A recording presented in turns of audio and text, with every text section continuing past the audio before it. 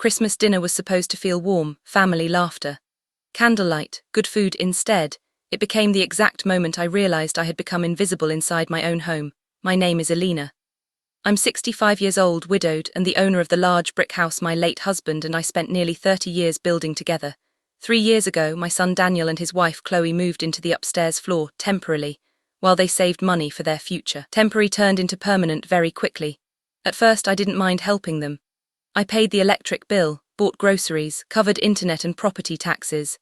I even helped with Chloe's expensive yoga membership after she accidentally linked it to my card and somehow never fixed it. I told myself that's what mothers do, but slowly the house stopped feeling like mine. My furniture disappeared into storage. My kitchen routines became annoying. Even my favorite chair in the living room somehow became Chloe's reading spot. Still, I stayed quiet, because keeping peace felt easier than confronting the truth. Until Christmas Eve. That night the dining table looked beautiful. Red candles glowed against the polished oak surface my husband once built by hand. Snow fell softly outside the windows while holiday music played in the background. Chloe's friends were visiting, laughing loudly while drinking wine I had paid for myself. I moved between the kitchen and dining room carrying trays of food while everyone else relaxed. At one point, one of Chloe's friends smiled and said, "This house is gorgeous." Chloe laughed proudly. "Next year it'll finally feel like ours once we renovate the downstairs." "Ours, not mine." I looked toward Daniel, waiting for him to correct her. But he just stared at his plate in silence. Then Chloe took another sip of wine and looked directly at me. "You know, Elena," she said casually, "retirement communities are actually really nice these days. You'd probably be happier around people your own age." Table instantly went quiet. I felt heat crawl into my face, but something strange happened in that moment. Instead of sadness, I felt clarity. Ice-cold clarity. They genuinely believed this house already belonged to them. They thought I was too lonely, too old, too dependent to ever stand up for myself, so I smiled politely, finished clearing the dishes, and quietly walked downstairs to my room. But I didn't cry. I opened my laptop instead. And one by one I started reclaiming my life. First I cancelled the household grocery account, then the utility auto payments, then the streaming services, then Chloe's gym membership. Click, click, click. Each cancellation felt like removing a brick from my chest. For years I believed love meant sacrifice, but sacrifice without respect eventually becomes self-destruction. The next morning chaos exploded upstairs. Cabinets slammed, footsteps pounded across the floor, then Daniel rushed downstairs looking pale and confused.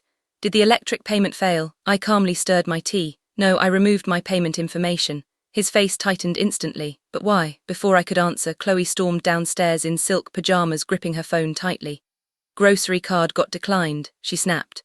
"What did you?" Looked directly at her. "I stopped paying for groceries I barely eat." She stared at me in disbelief. "You can't just stop helping us." Helping, not supporting, not sacrificing, helping, as if funding their entire lifestyle was simply expected from me forever. I slowly stood up.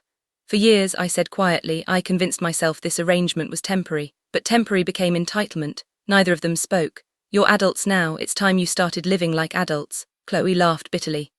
"What? You expect us to pay rent now?" I smiled softly.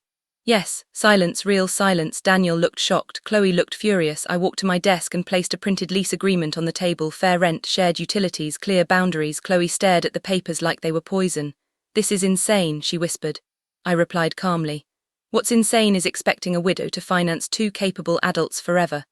That night they fought upstairs for hours. I heard every slammed cabinet, every angry accusation, every stomp across the floorboards. But for the first time in years their chaos no longer controlled me. Over the next few weeks reality finally hit them. Electricity, insurance, groceries, gas bills, all the things I had quietly absorbed for years suddenly landed directly on their shoulders, and they were drowning. One evening Daniel knocked softly on my door. He looked exhausted. "We've been searching for apartments." I nodded calmly. "And," he swallowed hard, "we can't afford anything close to this house." It was the truth, not love, dependency. I looked carefully at my son. "I never wanted control over your lives, Daniel. I only wanted respect." His eyes dropped toward the floor. For the first time in years he looked ashamed.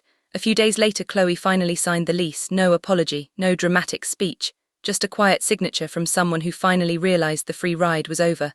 Life inside the house changed completely after that. I stopped cooking for everyone, stopped cleaning their messes, stopped shrinking myself to keep them comfortable. And strangely enough, the house finally felt peaceful again. 6 months later I celebrated my 66th birthday quietly in my garden with a few close friends. No tension, no humiliation, no pretending, just peace. As sunlight warmed my face, I realized something important. Growing older doesn't make you weak. Sometimes it finally teaches you your worth. And the moment I stopped acting like a burden in my own home, everyone else finally stopped treating me like one too.